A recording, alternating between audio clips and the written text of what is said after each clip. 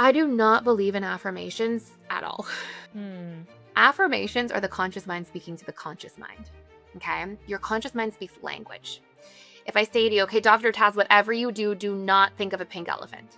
You hear do not, but you probably flashed a pink elephant, right? And so your conscious mind heard do not, but it was too late. Your subconscious flashed a pink elephant. Your subconscious mind speaks in emotions and images. It doesn't hear or recognize language in the same way at all. And so when we use affirmations, we're using our conscious mind to just reach our conscious mind.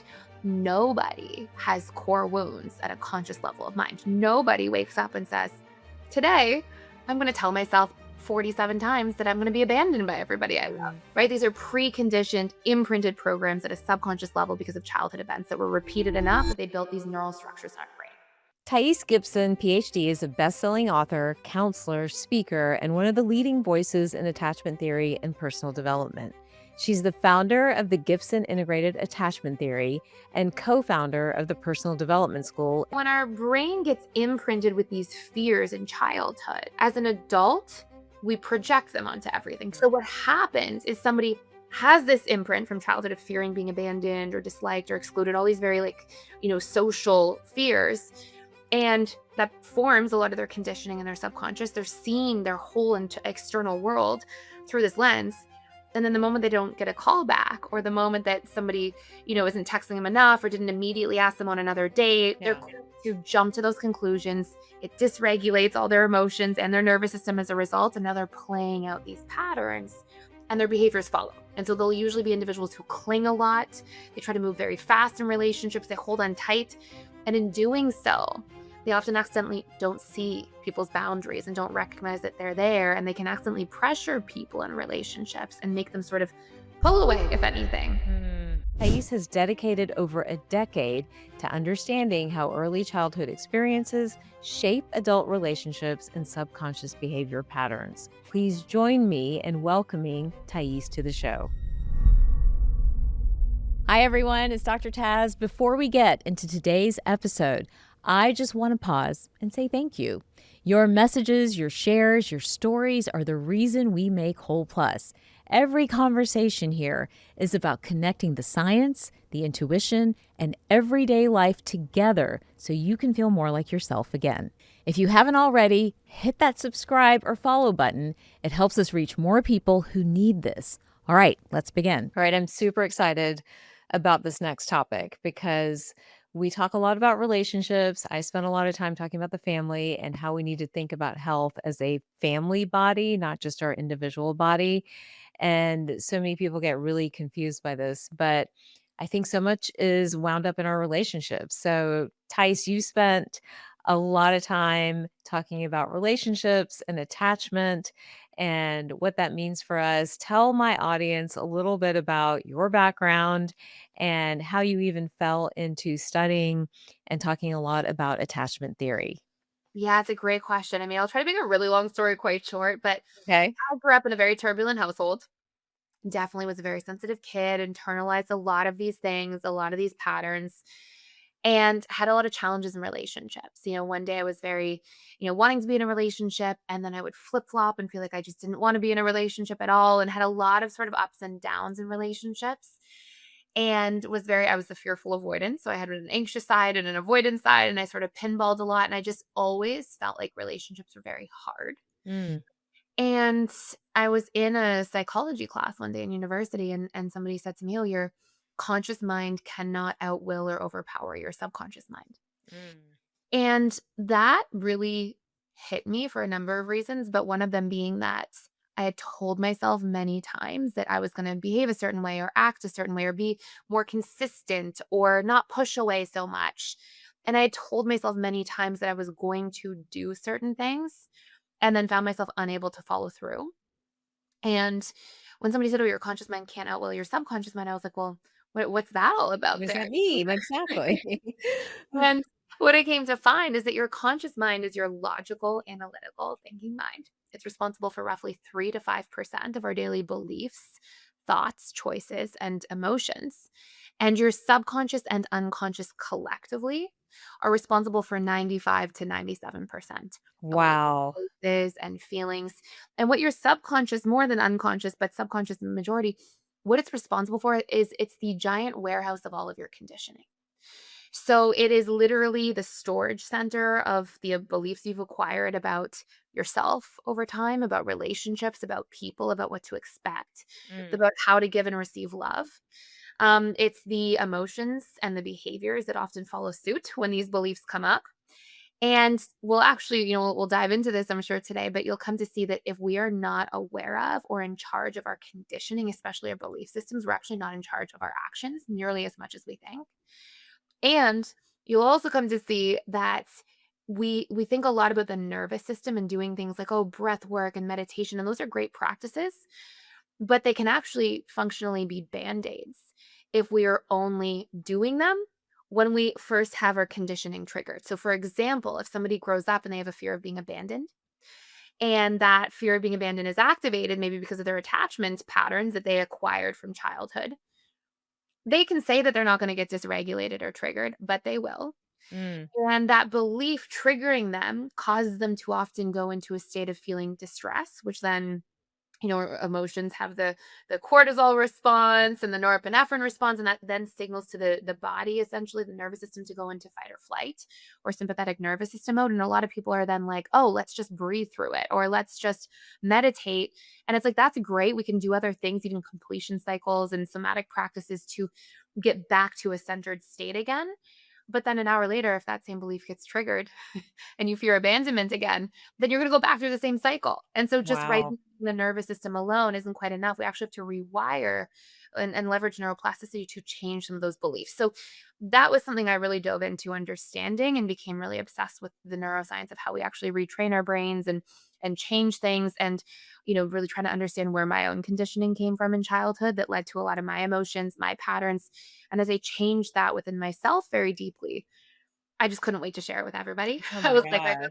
I gotta share this and put it out there. And so I gave a lot of free workshops for a few years, started a client-based practice, and worked there for 7, 8 years, and then eventually had a long wait list, put material online, and that sort of transpired into a lot of the online materials that we have today. What an incredible story. This is so interesting because I've been hearing and talking to a lot of people about this idea of the subconscious and how it does drive behavior and can be kind of what blocks us from what we want or from like moving forward. And it sounds like a lot of it, would you say, is all preset in childhood? Is that where, is there an age at which is sort of preset? Are we coming in with already some stuff? Or, I'm just trying to get a gauge. Like, is this like a age 1 through 7 type situation, or what do you think? It's an excellent question. So we all obviously come in with a genetic predisposition, but Mhm. then we have certain stages in life at which we are most likely to soak up our deepest conditioning. So a lot of people use the term subconscious and unconscious interchangeably, but they're quite different.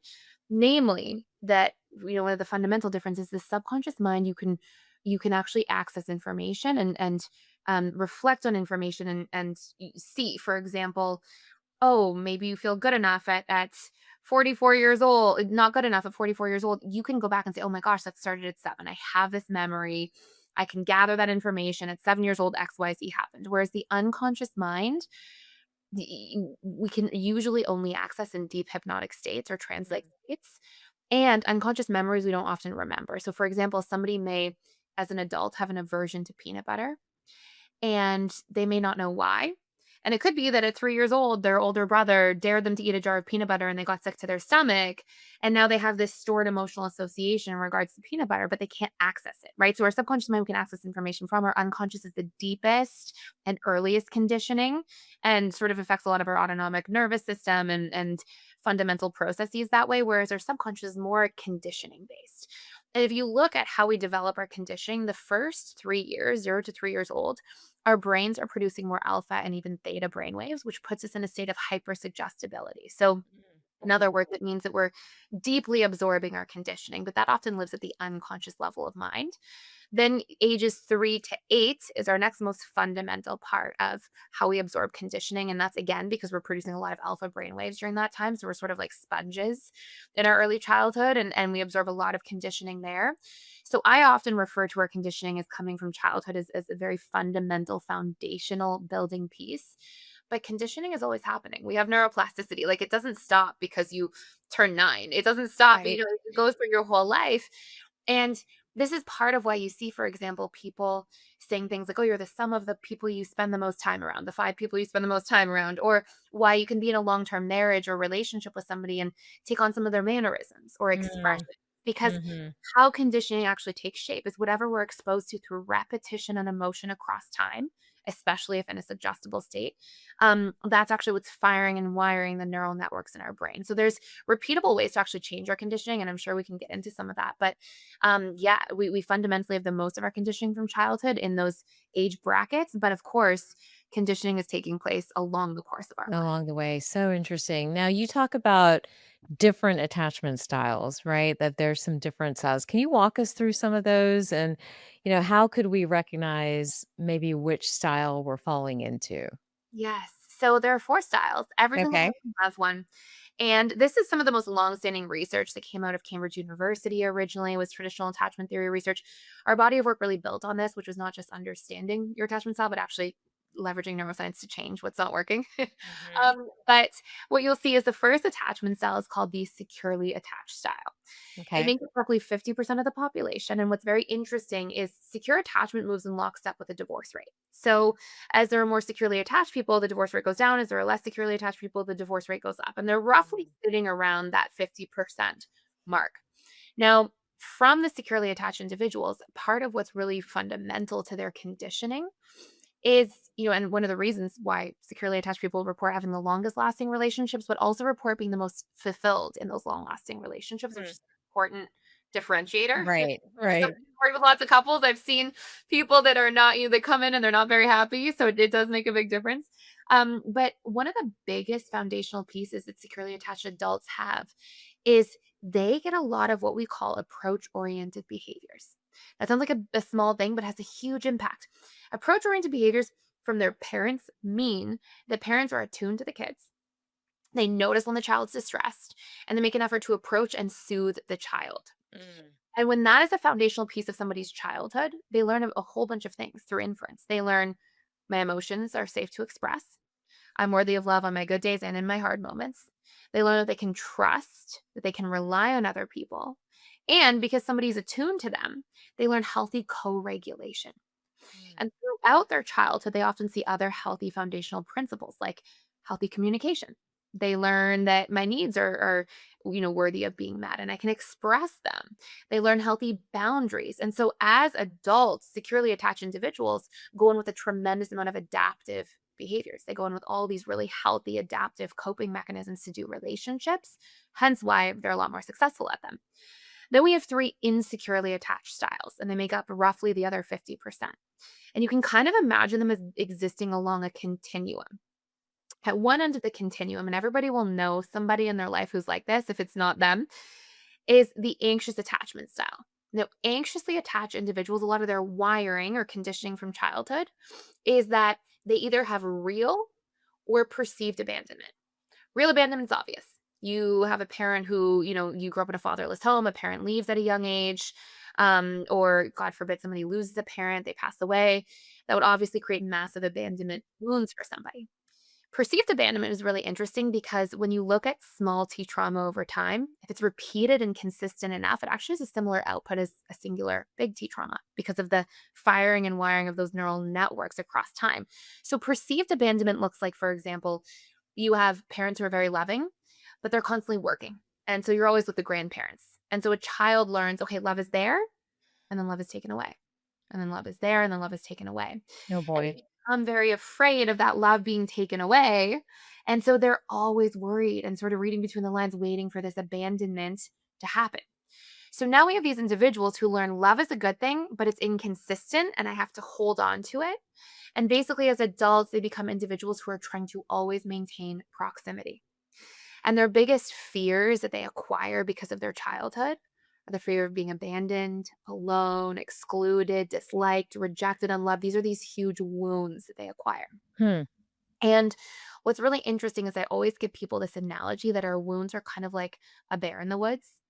If you were to go into the woods tomorrow and you see a bear and you run and you're safe, thank goodness, but then you have to go back into the woods the next day, Well, what does our mind do? Our mind, the moment the trees move, you're like, the bear. We're bracing for the bear. So when our brain gets imprinted with these fears in childhood, as an adult, we project them onto everything, just like we would a bear in the woods, or we have a negativity bias. We're wired to hang on to negative things more than positive to protect ourselves from them. And then our subconscious mind is sort of the lens we see and interact with the world through. So if you believe that, you felt abandoned in childhood, as an adult, these individuals, they're constantly waiting for somebody to abandon them. And if somebody doesn't call them Interesting. back or Yeah. tip them enough or any of these things, they project that. And as a result, their thought patterns follow, their emotions follow. And neuroscience has actually proven every action we take is based on our emotional state. So even people who think they're really logical, rational thinkers, they're just making emotionally based decisions at the tipping point and then rationalizing through logic. So Mm. what happens is somebody has this imprint from childhood of fearing being abandoned or disliked or excluded, all these very social fears. And that forms a lot of their conditioning in their subconscious. They're seeing their whole external world through this lens. And then the moment they don't get a call back, or the moment that somebody, isn't texting them enough or didn't immediately ask them on another date, or is a little, maybe in a long term marriage, is a little bit tired and they're a little bit, you're acting a little bit differently today. They're Yeah. quick to jump to those conclusions. It dysregulates all their emotions and their nervous system as a result. And now they're playing out these patterns and their behaviors follow. And so they'll usually be individuals who cling a lot. They try to move very fast in relationships. They hold on tight.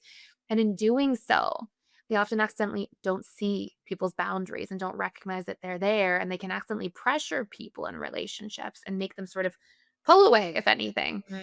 Okay, So and those that's are some anxiety. That's like anxiety attachment. anxious attachment is what it's called. Anxious Yeah. attachment. Okay, got it. All right. And have you seen people like that in your practice or Absolutely. Yeah, absolutely. For so sure. very, very common. So Yeah. do you want me to go into the next Yeah, let's one? well, here's where I'm going with this. Like, I would love for anyone watching or listening to pay attention and see if you know somebody who's in one of these attachment styles, because I think that Thais and I will eventually get to how do we retrain some of this. But the first part is recognizing yourself. So which attachment style, are you? So we've got I'm sorry, what did you call the first one? The first one was The securely attached individual. securely attached, which is about 50% of the population, and those usually do better in relationships. Then we have the anxious attachment style. And what's the next one? For a third one, in many ways, is kind of the opposite of the anxious. So they're called Okay. the dismissive avoidant. Now, dismissive avoidant attachment styles, they grow up with their overarching theme as childhood emotional neglect. Mm, Well, people hear this and they think of like, oh, this overt thing where parents are never home. A lot of times it's just very covert. It's that children grow up in an environment where their emotions are not attuned to. And if anything, they're diminished, deflected, or shamed. And think some of the really typical things we'd see in the world, like, a young boy growing up in an environment and he cries or he's upset and the parents say, "Oh my god, don't be a crybaby," and give him a hard time or maybe even punish him for crying. These types of themes, when they're really predominant across childhood, cause a child who in their earlier stages of behavioral development are actually wired for attunement. They literally need to be attuned to, mm, and we're biologically wired for that. And when that is consistently not there, a child in their behavioral stages of development, they personalize everything, especially at a young age. They don't know how to sit there and logically think through yet. Oh, my parents are emotionally unavailable to me. They instead say, there must be something wrong with me that this is happening. So, what this creates for more avoidant, dismissive avoidant individuals is they go, oh, well, I am shameful or defective. And if I'm vulnerable, that's weak. And they often feel trapped in an environment with their parents where they can't actually get their needs met. So now we have these individuals who grew up in their biggest core wounds, their version of the bear in the woods that they project onto everything, and that lens that they see the world through is these big fears of being trapped, helpless, defective, being seen as defective or shameful or weak, especially if they're vulnerable and open. And they very much feel unsafe in conflict in relationships, and they tend to pull away and just shut everybody out. So dismissive avoidance as adults, they often go through this really interesting dynamic where they'll start off dating somebody, getting to know somebody. And then as soon as things get too real or too vulnerable, in other words, when they actually start to attach, usually a few months in, their entire nervous system reacts. All their wounds come up. Like, what do we Mm. know about vulnerability? Oh, it makes me weak, defective. I get trapped here. And so they're often individuals who push away. They cut Mm. and run from things that are real. They're fearing commitment. They're shut down. They'll stonewall. And even if they do end up in long term relationships, they often won't be vulnerable. Once things are really connected, they kind of take a big step back. And what's really interesting is they don't really know how to communicate their needs. They don't really know how to co-regulate. And so they're constantly trying to create distance to kind of Mm. adapt to themselves. And so dismissive avoidance go through these cycles in relationship where they seem to be there at the beginning, the very early stages, and then they retreat. They're kind of like a turtle always going into their shell. And people are left feeling like, what did I do? Was it my fault? What's going on here? Yeah. Because relationship and connection itself triggers all of their deepest fears. I want to pause here because I see this pattern all the time. People are doing the research, they're listening to the podcast, they're trying to take better care of themselves, and they still feel so stuck, especially when it comes to their health, their hormones, their stress, and even taking care of their families. That's why I created The Circle. The Circle is my private membership where we go deeper into these topics with real guidance, demos, live sessions, and a supportive community. If you want to try it, there's a 1 month trial available right now. You can learn more at wholeplus.co/circle. That's HOLPLUS.co/circle, or just click the link in the description below and use the code YouTube.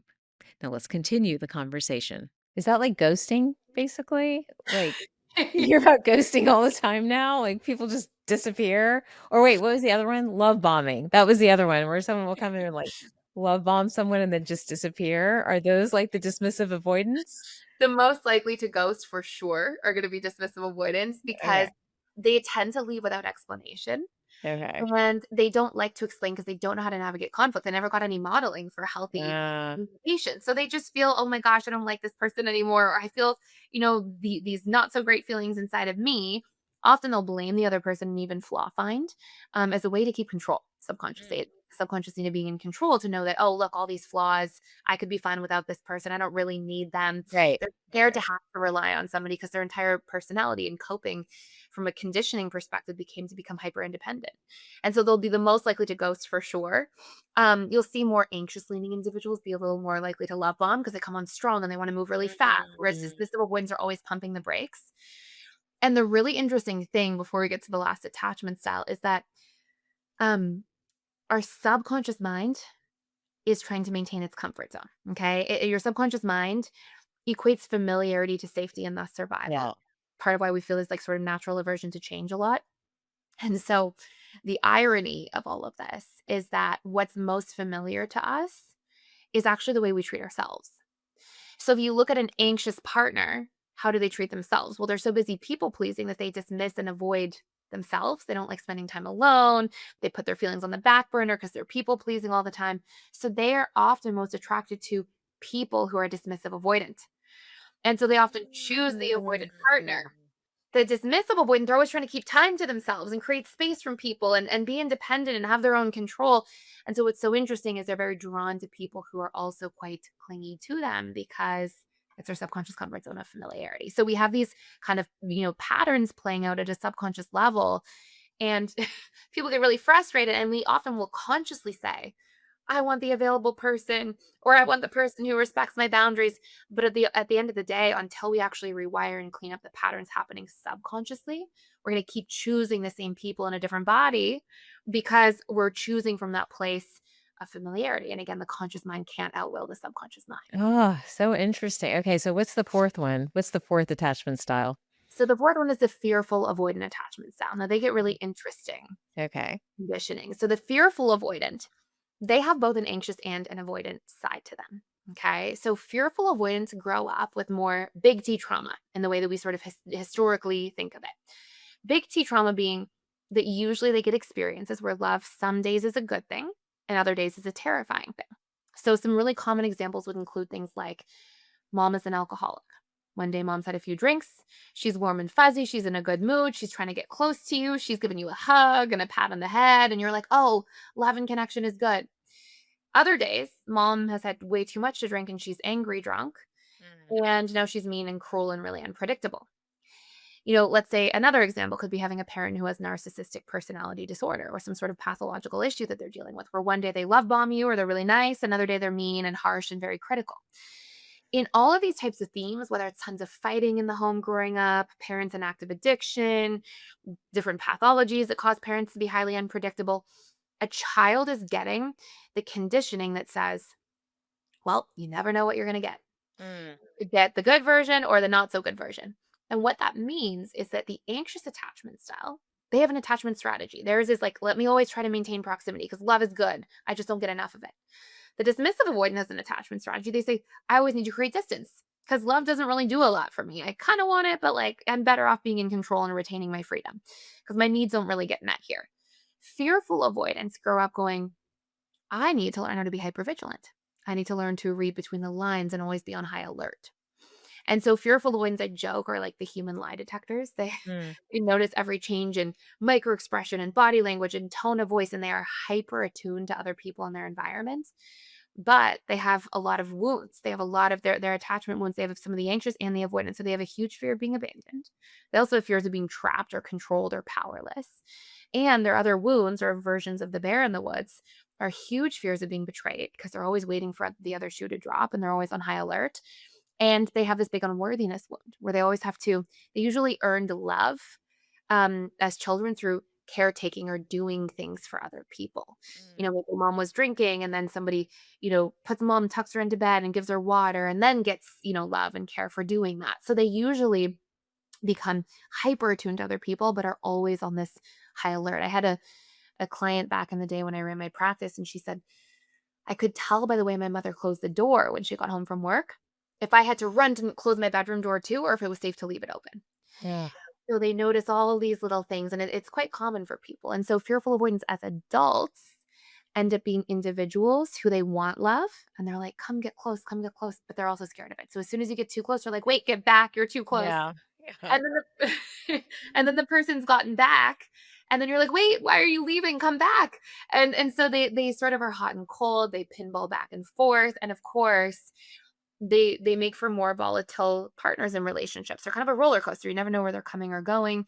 And as I mentioned, this is actually my attachment style. And part of why I got into the work that I do, and being able to change and rewire it is extremely helpful. It has been enormous for me on my own personal growth and healing journey. And so that's sort of what led me to then moving into private practice and then eventually putting our online programs together. And I think at this point we've had about 70,000 people come through and take our programs and go through the whole healing journey of how you actually rewire.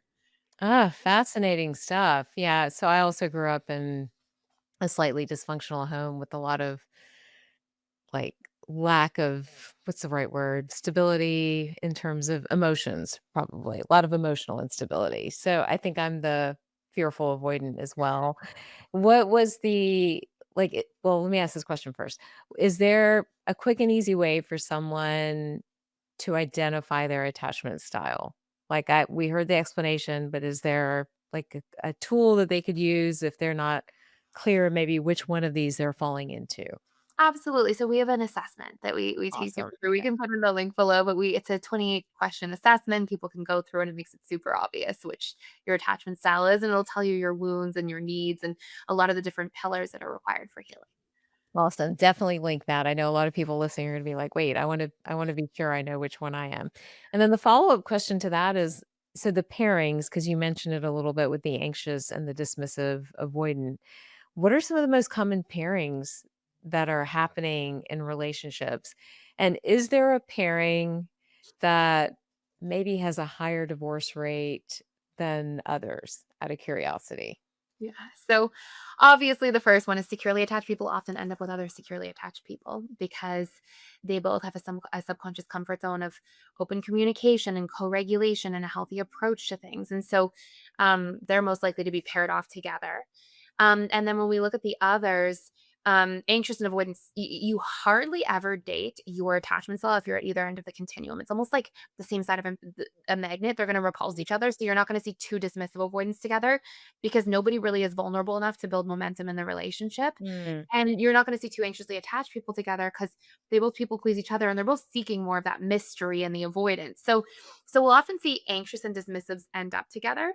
okay. Fearful avoidance can either end up with other fearful avoidance, or if they tend to lean into one side of their attachment style, they'll usually choose the opposite. So, for example, if somebody's fearful avoidant, but they lean more into always trying to earn their worth and people please, they're dismissing themselves a little more. So, they'll tend to end up with somebody more avoidant, other dismissive avoidance. And sometimes fearful avoidance report feeling like dismissive avoidance kept them on their toes enough where they were uncertain, and it's that sort of subconscious comfort zone of chaos.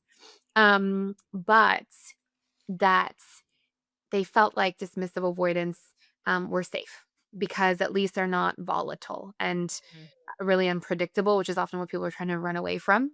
yeah. So there's this interesting kind of dynamic there. But then if a fearful avoidant is much more avoidant leaning and they need a way more space and they're much more independent and introverted, then they may be more likely to be with somebody who's anxious and always pushing for connection and initiating things. Because it's on that continuum, you'll usually see people move to sort of compensate for whatever area that they're leaning into along that Oh continuum. my gosh. And so when you do an assessment, do both people in the relationship do the assessment to understand like their like, I guess what do you call it? Their blind spots and their triggers and that type of thing? Absolutely. And you can see like clockwork, it's actually wild how much you'll run into the same predictable road bumps in the relationships, the same types of cycles, the same types of triggers, the same specific types of arguments. And like, I teach this stuff a lot in our platform, and people will be like, how do you, the people joke like in the Yeah. chat, in the Yeah. webinar, it's like, how do you know this about me? Like, are you stalking me? Because it's Right. just so predictable for people. Like, they have Wow. the same types of cycles.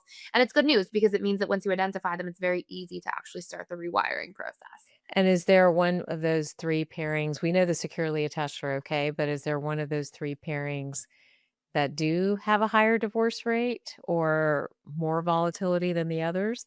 Great question. So the most volatility in those pairings is two fearful avoidance together because they both have Mm, chaos. They usually bond quick and deeply. Fearful avoidance are very interesting. They're extremely deep people. They're not very superficial. They don't like small talk. They don't like surface things. They try to get really deep really fast. But it's almost like two sides of the same coin where there's this tremendous amount of depth, but fearful avoidants often feel the need to push people away because they feel threatened. mm. So, it's not necessarily a super conscious process where they're like, oh, I feel threatened, but they'll feel a lot like you can sort of imagine because they have both sides in there, they have multiple core wounds from each side, that it's just more minds in the minefield. So they'll feel triggered more easily and they'll flip flop back and forth a little bit more frequently. So when you get two of those together, they can be highly passionate. They can be usually they're very a lot of times they're very high achieving people, and put a lot of pressure on themselves and take on a lot from other people. But two of them together, it can just be a little bit more tricky for sure.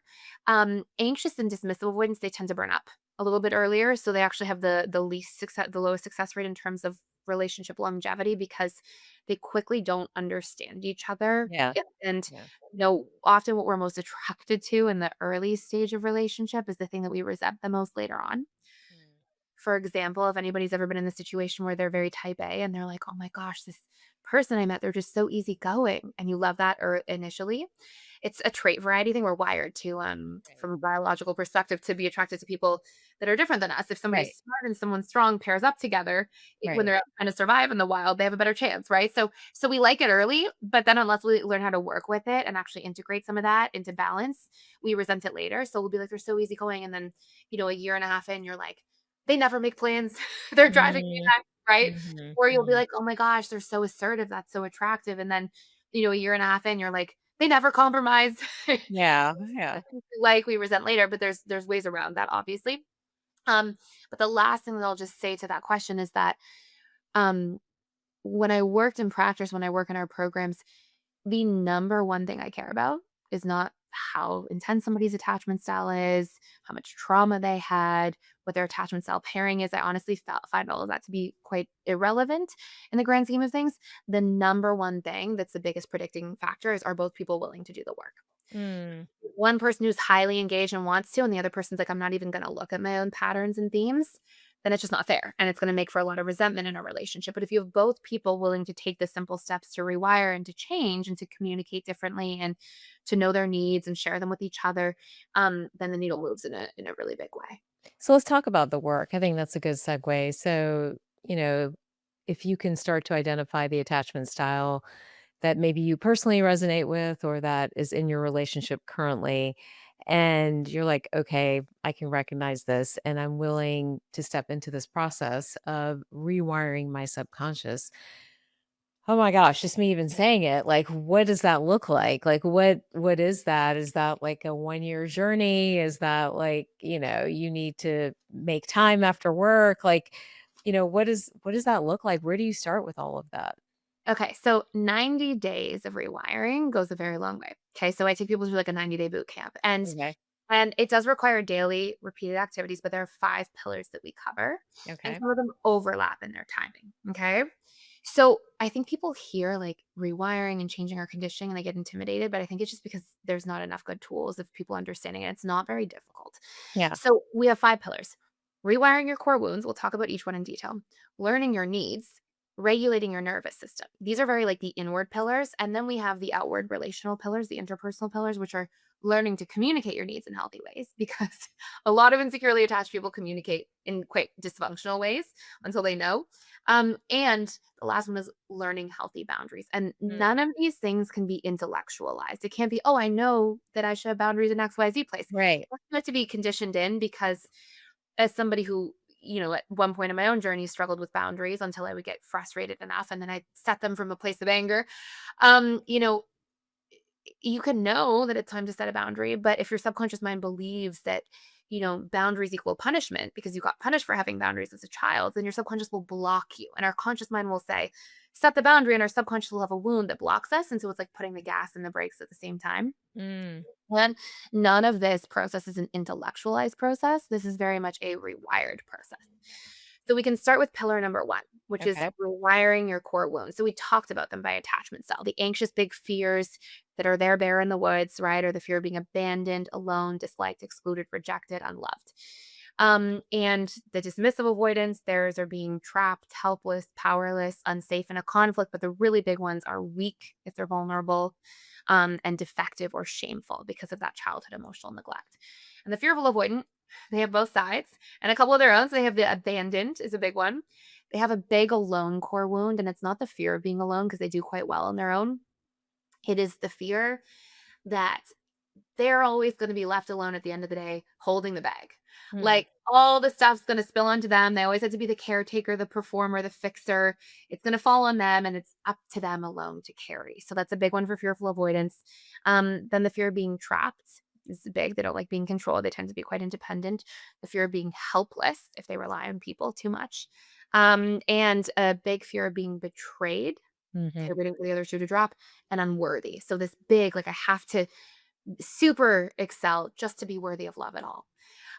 So we have a lot of those wounds. So step one, identify your wounds. Then we have a three-step system for rewiring them. And you can actually do multiple wounds at the same time, ideally not more than two or three at once, because you have to be able to be very present during this process. But three steps. Step one, find your wound and its opposite. Okay, so let's just say, for example, that it's I will be abandoned. What's the opposite? I will retain connection. I'm worthy of connection. I do not believe in affirmations at all. Okay, Interesting. I'll So tell you why. affirmations don't work. No. No. I'll tell you why. Affirmations are the conscious mind speaking to the conscious mind. Okay. Your conscious mind speaks language. If I say to you, okay, Dr. Taz, whatever you do, do not think of a pink elephant. You hear do not, but you probably flashed a pink elephant, Yeah. right? Yeah. And, and so your conscious mind heard do not, but it was too late. Your subconscious flashed a pink elephant. Your subconscious mind speaks in emotions and images. It doesn't hear or recognize language in the same way at all. And so when we use affirmations, we're using our conscious mind to just reach our conscious mind. Nobody has core wounds at a conscious level of mind. Nobody wakes up and says, today, I'm going to tell myself 47 times that I'm going to be abandoned by everybody I love. Mm, How I mhm. feel. right? These are preconditioned, imprinted programs at a subconscious level because of childhood events that were repeated enough that they built these neural structures in our brain.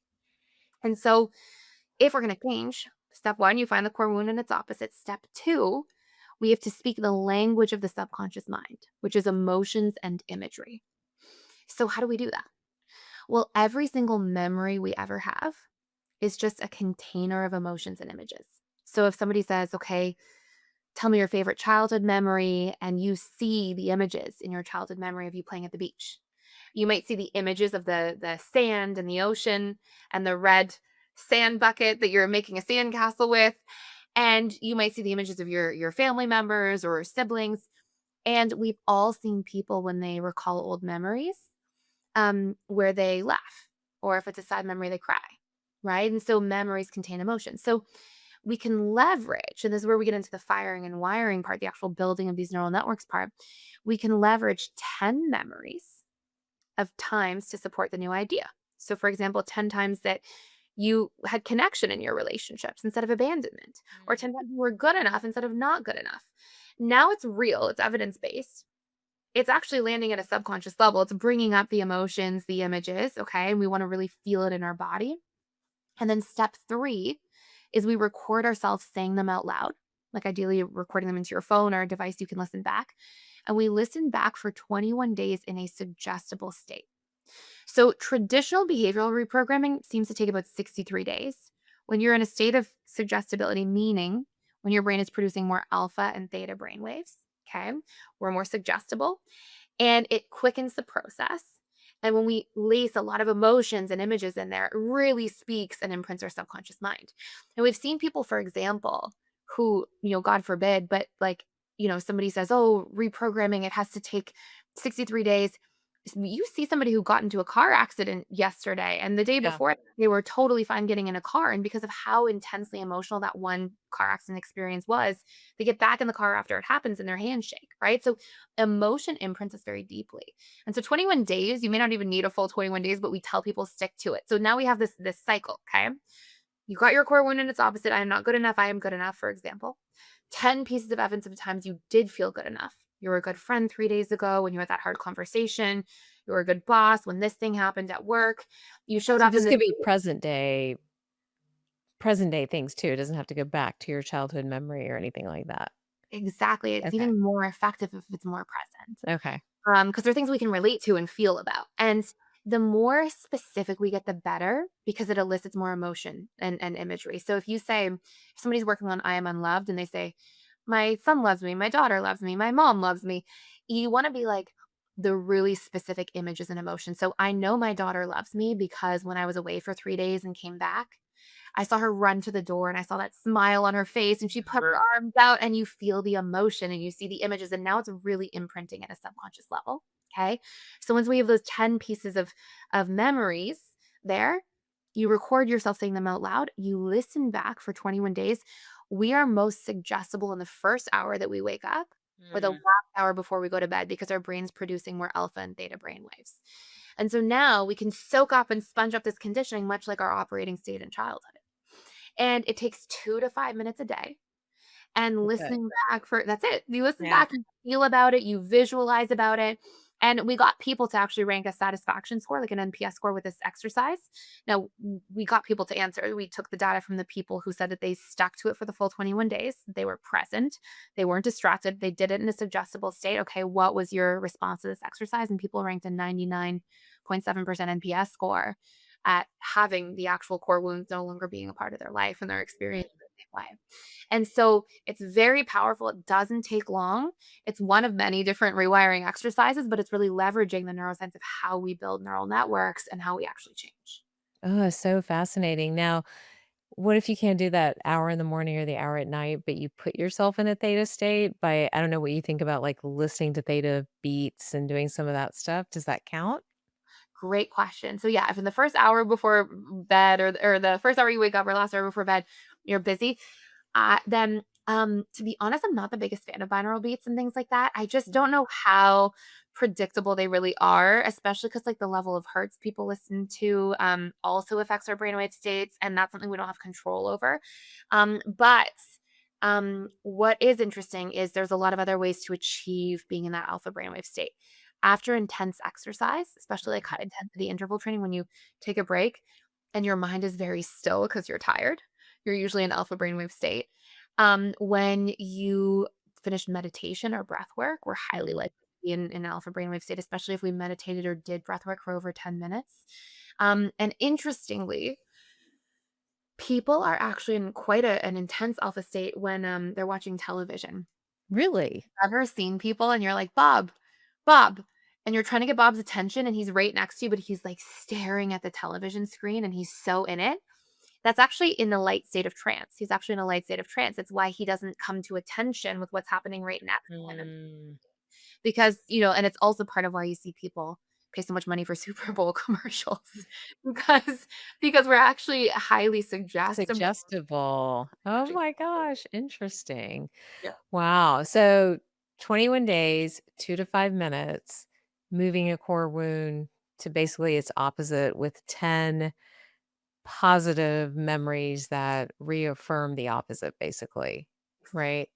So in a relationship, if you're trying to reset the dynamic between two people, do both people have to do that? Ideally, yes. We have other Yeah. pillars. So, there can be one person doing the work and it often does change the dynamic of the relationship, but we'll get into that. Um i- because if they're regulated enough without the core wounds, they know their needs and they encourage the other person to communicate their needs. Yeah. Nervous system's regulated, they're communicating better. These are other pillars and they have healthy boundaries. A lot of times they just become really healthy and lead by example. And if somebody's just willing to follow suit, they may still get more triggered because of their core wounds, but they'll start communicating differently. They'll have Mm. more needs being met in the relationship. They'll also start to have boundaries. So there can often be one person really digging in, but that's up to the person doing the work to vet their partner to make sure that they're not carrying the emotional load of everything alone and to Yeah. check how they're at and if their partner's actually jumping on board and maybe doing the work by following suit rather than by sitting down and actively doing the work. But that first pillar is extremely important for relationships because every relationship has what I call trigger cycles. And we'll go into the other pillars in a second. But just before we leave this one, Yeah. um, they have trigger cycles, which is so interesting. You can think of an idea of wound behavior, wound behavior. Okay. Every relationship has this, okay, until you work through it. And exactly what one of your wounds are, how you respond or how you behave when it's activated, when it's triggered, will just so happen to trigger your partner's biggest core wound. And how they Mm.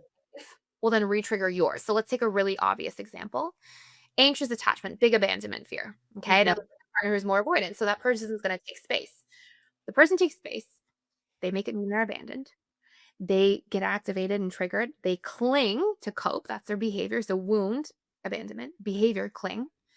And when they cling, their avoidant partner feels more trapped, their big wound, and how they behave when they feel triggered is to push away. And now that re-triggers the abandonment, they cling, that Mm. triggers Okay. the "Oh my gosh, I I feel see. trapped," and to push away, and often until trigger cycles like this are resolved in relationships, they're usually the very thing that ends a relationship at the end of Wow. because people just feel like they're banging their head against the wall and they get frustrated and they feel like I've had enough. And so it's really important. It can be extremely impactful in a short period of time to work through your wounds because it unlocks you and gets you outside of these cycles that can just make you want to pull out your hair. Wow. Let's talk briefly about the other I think there are 3 more pillars, right? Is Four that more right? 4 pillars. more Yeah. pillars. If you can give us just a blurb on each of those. I think the nervous system regulation, plays into my world big time because we see a lot of nervous system dysregulation, sometimes for very biological or physical reasons. Yep. Sometimes it's just how somebody's wired. But talk a little bit about that one. Yeah. So that's our third pillar. And nervous system regulation is extremely important. All three insecure attachment styles, they spend much more time in sympathetic nervous system mode. And so what we'll see is they're much more in fight or flight, and that's because they have more core wounds. So they constantly get more activated about things. Then when they're more activated about things, they have certain ways of coping. And of course, their emotions are not so great. So then they have more cortisol or norepinephrine Yep. when they're in a distressed state. Then that signals to their body to brace itself for fight or flight type of activities. And what's really interesting about this is that you'll see a lot of people when they go from sympathetic nervous system mode when you look at the body of work in polyvagal theory, the work of Dr. Stephen Porges, you'll see that people, when they spend a lot of time in fight or flight, it's actually called, so we have sympathetic and then we have our window of tolerance or ventral vagal nervous system mode, which is this very healthy middle ground when we feel open and sociable and energetic in a very clear, healthy way. And then we have dorsal vagal shutdown mode. And this is when you sit on the couch and you just can't get up. Mm, You've had enough. And yeah, when people spend an inordinate amount of time in sympathetic, they often actually end up oscillating between fight or flight. Then your body can't sustain that for long periods right. of time. Eventually, when you do get a little bit of reprieve, you go into dorsal vagal shutdown mode. You can also go there when you're very distressed as well. And then it's people who feel like they just can't do much. Everything feels tired, exhausting, and heavy, and they feel tired when they wake up. And it's because of all of this nervous system activity that ideally we're just getting into our window of tolerance or ventral vagal mode. So what we help people do is identify their nervous system patterns where they're spending the most time, identify the reasons they're spending the most time there psychologically. Is it because of core wounds? Is it because of unmet needs or really poor boundaries? Is it because of conflict from painful communication? We really help them tap into rewiring their habits and patterns in these ways. We talked about the core wound pillar, but all the other pillars get rewired. And then we get people to learn to process their emotions when they are activated, to bring Hmm. it back into ventral vagal nervous system mode, because we can change our nervous system state at will. We rewire the root cause, but we can do a lot of things that bring us into ventral vagal on a more regular basis. So there's things called completion cycles, ways of discharging energy when we feel distressed to burn off excess cortisol, a whole bunch of different things we can do from a nervous system perspective. And there's so much to say about that pillar. It's a very deep pillar, but um, if somebody's just recognizing at a high level and they don't want to get into as much nitty gritty, or we don't have as much time to cover so much nitty gritty, I but know, it's so much, so good. if somebody's just trying to regulate their nervous system on an ongoing basis, they can start with really simple activities like breath work, meditation, mindfulness practice, things that are helping you slow down and get back in your body. And ideally, you are doing those practices in that first hour that you wake up or last hour before you go to bed, because we're actually retraining what our nervous system is used to being in, what mode we're used to being in. And if we learn to do things that keep us in our body and present with our breath, and we're more present in our world, we're more likely to be in parasympathetic nervous system mode, or that healthy specific area of ventral vagal. And that then allows us to be in a position where we're not so activated. And as you know, better than anybody, when we're chronically in a dysregulated nervous system state in fight or flight, I mean, excess cortisol suppresses the immune Right, system, right. or there's even more likely to be chronic and systemic inflammation because of the Yep. gut axis, and so they very much go together. So we really take people in our programs in rewiring the root causes of why you're always activated, like the core wounds and the unmet needs and the poor boundaries, and really doing that underlying work. But then we also get them to practice moving out of sympathetic nervous system with specific activities that you can do when you are activated, or upregulating out of dorsal vagal, and also just having daily practices that will get your nervous system trained to spend more time in ventral vagal specifically. This is so fascinating. So for couples, do you think this is work an individual should do or couples should do together? Like, do you like to target the couple and the relationship or the individual? I guess is my question.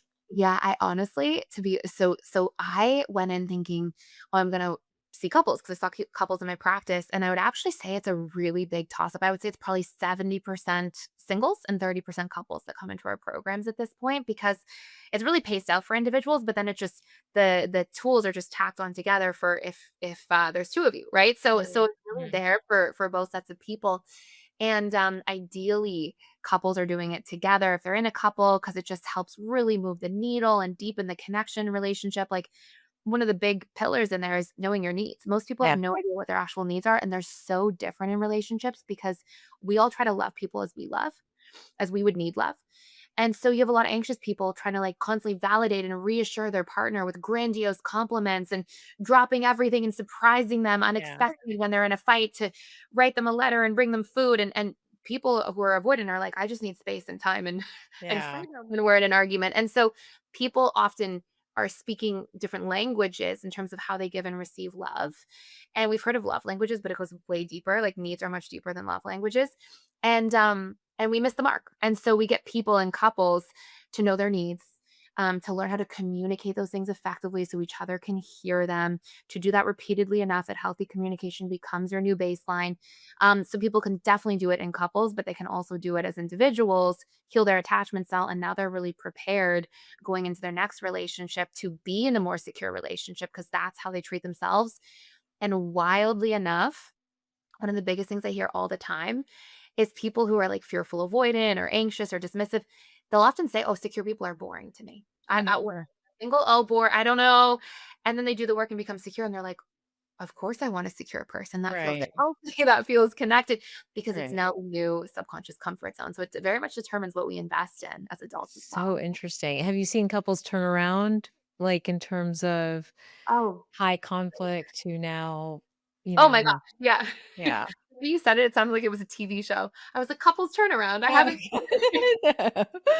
yeah. That could be a good TV show, but anyhow, so Yes, absolutely. I mean, we have overall, so we get people to fill out their score from the core wounds cycle, but we actually have people to fill out their satisfaction score and success rate overall and entire across our entire platform. All the we have like that 90-day program. What their satisfaction score is with the program is 99.3%. So we have people who are highly satisfied with their results. I'll be very transparent in the fact that we give that to people at the end of their course. So we don't like if people didn't stick through it, then like yeah. that's one thing, but it's 90 days. The exercises are easy. And honestly, my favorite people to work with are high conflict people. Mm.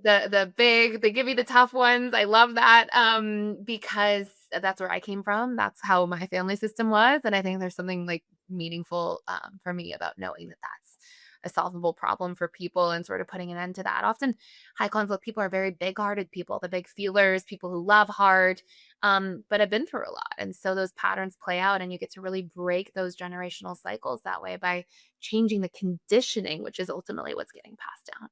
So fascinating. Well, I'm definitely going to check out your platform. I want to learn more. If others are, wanting to learn more about their attachment style or their relationship style or, what's at play here, help us connect to you. What's the best way to find you and find your platform? Yeah, thank you. So I'm at personaldevelopmentschool.com. It's very much personal development for your relationships and the subconscious mind. And people actually start there and they can take that free quiz. It gives them an in-depth report on their attachment style. You can take it obviously with your partner, and then we go through these 90-day programs to really heal, to transform, and we try to make it super affordable for everybody so that people can get in there and do it. And so yeah, I'll that's at Personal Development School. I'm also on YouTube, which is Thais Gibson Personal Development School, and on Instagram at the Personal Development School. And just a huge thank you to you. I love your work and Oh, thank you. really grateful to chat today. Oh my gosh, I probably could have talked to you about another hour about the other pillars and what to identify in all of those pillars, but I want to be respectful of your time as well. And so, for everyone watching and listening, remember follow Thais and maybe check out her website and her platform. If you're really trying to get to that next level for yourself and for your relationship, I've said often in the exam room, and I'm going to say it again. I hope I don't offend anybody, but I feel like talk therapy only really gets you so far. It may be like having a best friend listen, but it's not the same as like doing the work to retrain and reset some of the stuff that has been like molded into you, maybe because of how you grew up or what you've experienced throughout life. So I love that we're having this conversation. And then for me, selfishly too, it's important because when we have healthy relationships, we have healthy families. And nothing is sadder than seeing conflict in a family, which then translates into all kinds of issues and symptoms and diagnoses for every member of that family, right? Whether it's, the woman with anxiety or the child with stomach aches or somebody with, whatever else it is. So I think it's so important for us to all do the work to create these healthy family units, to create secure attachment styles for the next generation as well. So thank you again. That was a long-winded thank you, but thank you again for joining us today. I appreciate it. I loved everything you said. It was beautiful. Thank you so much for having me. You're welcome. And for everybody else, we post new episodes every week. We hope you like this one. Don't forget to subscribe, share it with your friends. If you know somebody struggling in their relationship or within their family, maybe send this to them. It might give them a starting point. We'll see you next time. Before you go, remember healing doesn't happen all at once, it happens in moments. If today's episode gave you one of those moments, subscribe and keep learning with me. The next video is right here and it picks up right where this one left off.